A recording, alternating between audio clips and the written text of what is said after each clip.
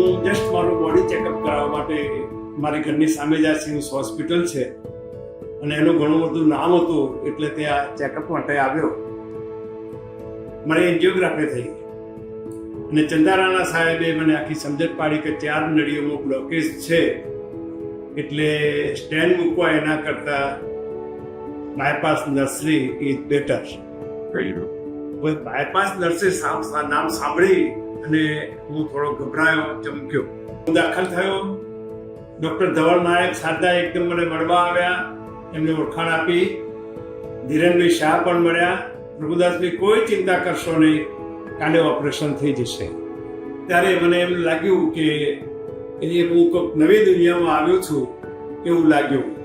એ દિવસે આમ તો અમે બોલતા હતા કે doctor is next to God, પણ આજે એ વખતે એવું લાગ્યું કે ડૉક્ટરે ખરેખર મને એક નવી જિંદગી આપી છે.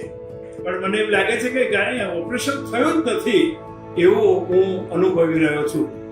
આ જિંદગી છે, જિંદગી કંઈ સરળ નથી.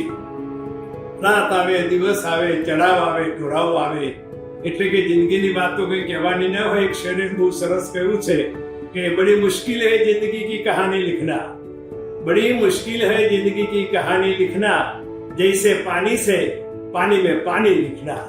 ये बात है. Thank you so much.